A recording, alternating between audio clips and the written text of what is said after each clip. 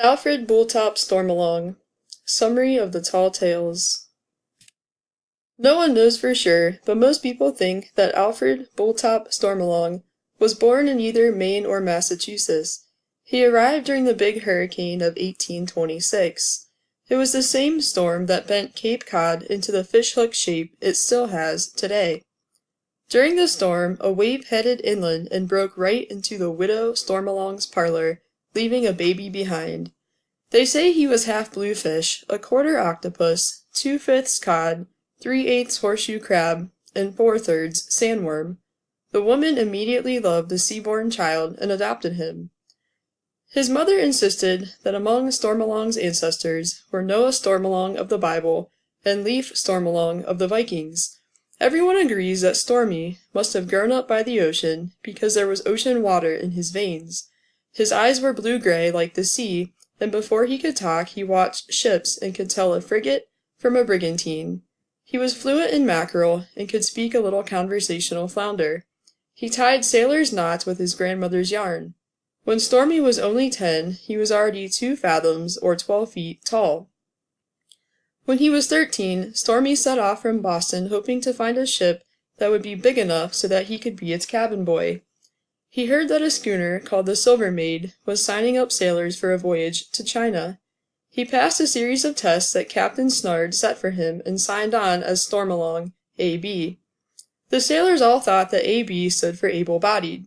He proved to be a fine sailor. He slept in an extra-large lifeboat because there wasn't a sailor's hammock large enough for him. He was soon popular with everyone except the cook.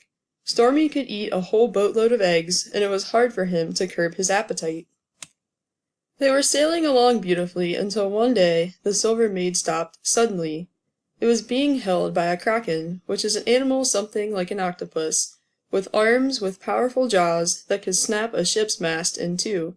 Stormalong volunteered to dive overboard to see what was happening. He took the cook's cleaver with him. Deep in the water, Stormy saw the kraken and began to whack at the arms, but the harder Stormy whacked, the more arms appeared.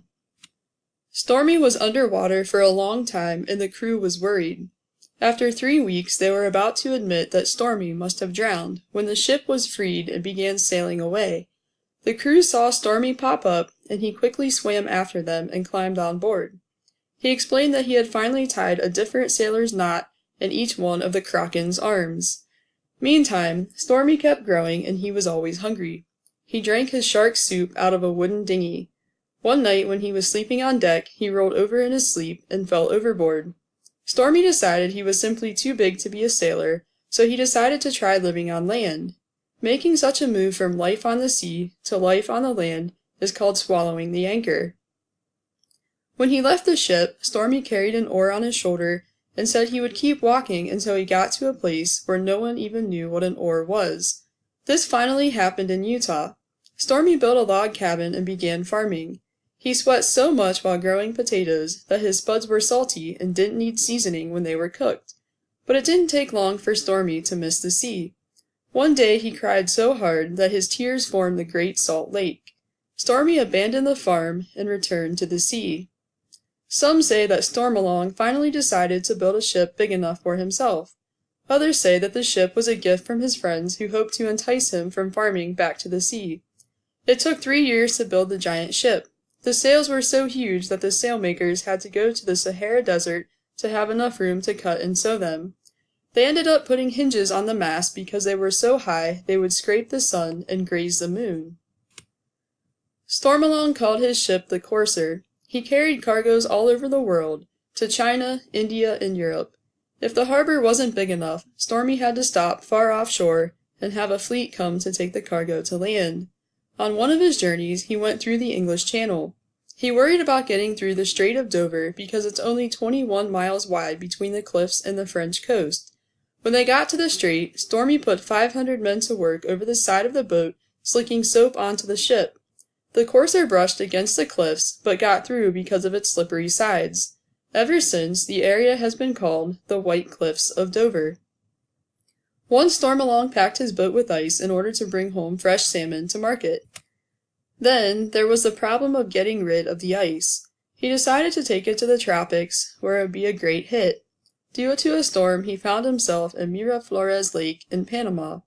He could see the Pacific, but there was no way to reach it. With the help of Panamanian natives, Stormalong dug a ditch which we now call the Panama Canal. Eventually, Stormalong turned the courser into a whaling ship or a spouter. He knew that whales would be valued for their oil, bone, and perfume. Year after year he hunted whales: white, gray, finback, humpback, sperm, and blue whales. Stormalong was an expert with the harpoon and took only the very largest whales. And Stormy had a dozen cooks on board to cook all the whale steak he wanted. They would bring his food to him in wheelbarrows. On one occasion, Stormy came upon a great white whale. He harpooned it, but lost his footing and fell off the boat. The whale took him on a terrible ride southward, through the Straits of Magellan and into the Pacific. By this time, Stormalong was sitting on the whale's back like a cowboy on a bronco. The whale went all the way to China. Stormy met up with his old friend, Captain Snard, and found himself sailing in the China trade again. Stormalong was happily whaling until steamboats came along. The steamships grew larger and faster. One day the Liverpool packet passed up the courser and Stormalong bellowed in anger. He waited for another chance to race the steamship. One day the two ships met up and headed for Boston. It looked as if the Liverpool packet would win because for 2 days the courser sat on a windless sea. Then a hurricane came up, and instead of taking in the sails, Stormy used the wind to race toward Boston. The courser won the race, but most of its masts were broken and its sails were ripped. Stormalong's lifeless figure was found slumped over the pilot's wheel. Some say that Stormalong hitched onto the tail of Halley's Comet and went on to build a great ship in the sky. They say that shooting stars have been knocked out of the sky by Stormalong's harpoon, and that it is his ship's shadow which now and then causes the eclipse of the moon.